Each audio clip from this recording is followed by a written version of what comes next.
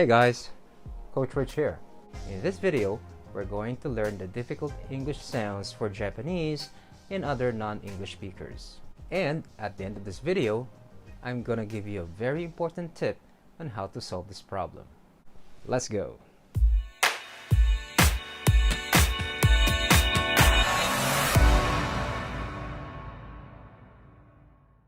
Welcome to Richmond Language Academy, where we discuss and learn languages, culture, and personal development.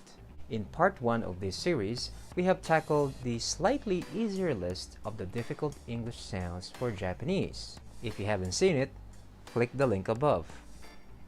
This time, we're going to the next level, so I advise you to stretch your lips and your tongue because it's going to be a doozy. And as I said in part 1, the purpose of this video is not to make fun of the Japanese or other accents, but to realize the differences in order to teach and learn pronunciation. Having that said, here are the difficult English sounds for Japanese part 2. The TH sounds. This is another English sound that is not native to the Japanese tongue. The TH sounds or is produced by lightly placing the tip of your tongue between your upper and lower teeth. However, for the Japanese, they will substitute the voiceless with a modified S sound and the voice TH with a Z sound Z. Thank you. Thank you. Weather. Weather. The C or sit sounds. In the Japanese pronunciation, there are 5 combinations of S sounds. Sa, shi, su, se, so. Notice that the sound shi is combined with an SH sh instead of an S. S. So, this is the reason why some English words will sound like this in the Japanese pronunciation. She sells seashells on the seashore. She sells seashells on the seashore. The Z and J sounds. The Z sound Z is the voiced version of the S sound S, and the ZH sound J is the voiced version of the SH sound Sh. Like I mentioned, the Japanese have no problem pronouncing most of the S sounds or even the SH sounds.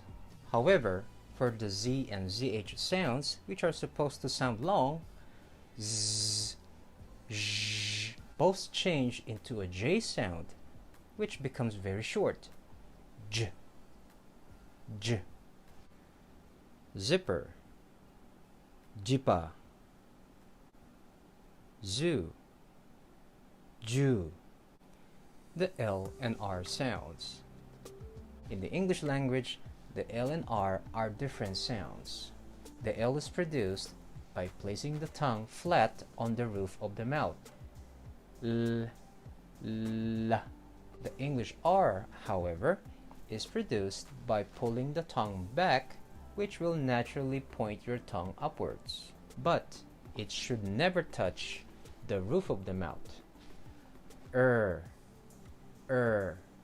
One important point when doing the R sound is you should produce the sound from the throat and not from the tongue. In the Japanese pronunciation, there is no English R sound, but a modified L sound or similar to the Spanish R, which the tip of the tongue touches quickly on the roof of the mouth. R, r, r. This makes it very confusing for the English listener and the Japanese speaker. I eat rice. Monkeys eat lice. I eat lice. Monkeys eat rice. The W and Y sounds.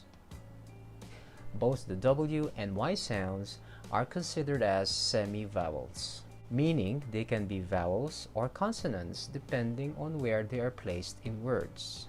In the Japanese language, they have consonants like wa, wo, and can produce other W combinations like we, we. However, most of them cannot say w and will use u instead. Wood, ood, wool, ul. For the Y sound, they have ya, yo, you, and can also combine ye, but not yi, and will use I instead. Year, iya, yeast, isto. So those are the difficult sounds for Japanese. And here's my very important tip on how to solve this problem. I think you know it already. Stop using katakana with English. Although katakana is traditionally used to transcribe foreign words to Japanese, this would create lots of problems with communicating with foreigners, especially if they're not familiar with the Japanese pronunciation. Please stop thinking that words like kurismasu or toriko wa torito are considered English because they're very different. Many Japanese think that katakana can help them learn English pronunciation, but this is actually counterproductive and will make you sound even worse. If it's Japanese pronunciation, it's not English. There are some cases where the pronunciation of English words is changed completely. English, virus. Japanese, birusu. Very different. As an English language coach, I try to remove this bad habit from my students as soon as possible. If you want to improve your English quickly, you need to learn the real sounds of English through proper pronunciation training. You can watch my other video tutorials on YouTube, or I can personally train you through my intensive online coaching. If you're interested in a free trial lesson, you can find the details in the description box below. And if you find this video helpful, please hit the thumbs up, comment, subscribe so I can continue making these types of videos for you. Thank you and see you next time.